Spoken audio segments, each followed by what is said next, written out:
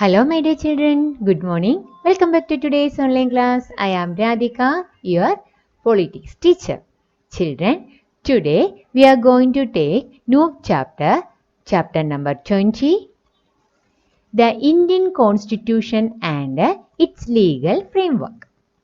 Today you have an introduction part. Okay, children. Did you know, children, Constitution? What is Constitution? Constitution is a set of written rules that are accepted by all the people living together in a country. Constitution is a set of written rules. Okay, Constitution is a set of written rules that are accepted by all the people living together in a country. I will say one small example for Constitution. That means, did you have a school diary? Then what is the use of that school diary? In that school diary, mention, that means you can see the rules and regulations of our school. Like that, each country have a one written book. That book is called Constitution. Constitution is a set of written rules that are accepted by all the people living together in a country. Clear, children? It is the book of set of rules. That set of rules all the people are ready to accept. That rules are accepted by all the people in that country. Clear? This is the Constitution. Constitution of India. Okay. Constitution is a set of written rules that are accepted by all the people living together in a country. Significance of a constitution. What is the importance of constitution for a country? Why all the countries are keeping a constitution? Let's see the importance of a constitution. It provides an idea of the intrinsic nature of its society. Children, when we reading that constitution, that time we can understand what type of India is. Clear, children? When we open in our school diary, that time you can understand, okay, what all are the rules and regulations in our school following and what is the nature of our school. Like that, the Constitution, it provide an idea of the intrinsic nature of its society. Intrinsic nature, the real nature of in that society. It upholds as driving principle of the country's identity. Okay, children, it is driving principles of the country's identities. It acts as a check on the misuse and unlimited concentration of power by particular entities, while also protecting weaker communities in the society. Okay, it acts as a check on the misuse. Check means a control, to stop. Okay, it acts as a stopper on the misuse and unlimited concentration of power. That means in some places, the power is held by the certain person. The colonial period, who is the owner of our land? Britishers. All the power concentrated in British hand. But the constitution stopping that type of power and protecting especially that weaker communities, the weaker sections in the society. Clear, children? With the help of constitutions, we can protect our weaker communities. Okay. Once again, it provides an idea of the intrinsic nature of its society. It upholds as driving principles of the country's identity. It acts as a check on the misuse and unlimited concentration of power by particular entities and also protecting weaker communities in the society. Clear, children? What is constitution? Try to say, children, what is constitution?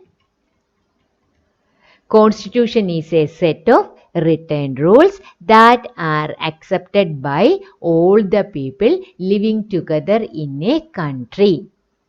Constitution is a set of written rules that are accepted by all the people living together in a country. The importance of a constitution is to provide an idea of the intrinsic nature of its society. It upholds as driving principles of the country's identity. It acts as a check on the misuse and unlimited concentration of power by particular entities and also protecting weaker communities in the society. Clear?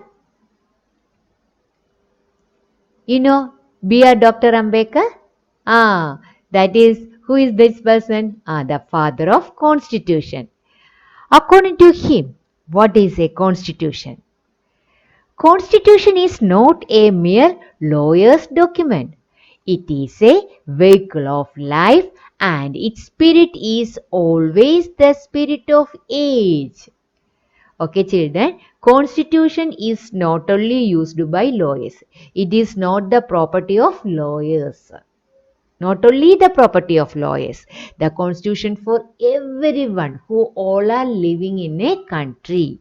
Okay, constitution is not a mere lawyer's document. Clear, children? It is not only the document for the lawyers, it is a vehicle of life. It is the vehicle of life. Life means the people. Okay, that means it is a vehicle.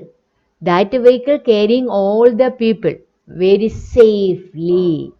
And we are reaching in our destination. Clear, children? The constitution is a vehicle of life and its spirit is always the spirit of age. And you know, the nature of the constitution is according to our age. According to our age means according to our development. According to our development, we are making a certain changes also. Then in that way, it is making more comfortable for us. That is why it is called a spirit of age. According to the age, according to the time, according to the condition of the economy. The constitution also leading us. Clear? Who said this? Ambedkar said. Ambedkar said it is not a mere lawyer's document. It is a vehicle of life. And its spirit is always the spirit of age. You know spirit means Atmava. Okay. If the in a country there is a no constitution means there is a no life. Clear, children? You know Atmava? Without Atmava, the person can live. No, like that. The constitution. Constitution is a spirit of age. Clear? Constitution is not a mere lawyer's document. It is a vehicle of life. And its spirit is always the spirit of age. Clear? Clear, children? Once again, what is constitution? Constitution is a set of written rules that are accepted by all the people living together in a country. Next, importance of a constitution. It provides an idea of the intrinsic nature of its society. It upholds as driving principles of the country's identity. It acts as a check on the misuse and unlimited concentration of power by particular entities while also protecting weaker communities in the society. According to Dr. B.R. Ambedkar, Constitution is not a mere lawyer's document, it is a vehicle of life and its spirit is always the spirit of age. Okay. The Constitution of India. It is the longest written constitution in the world.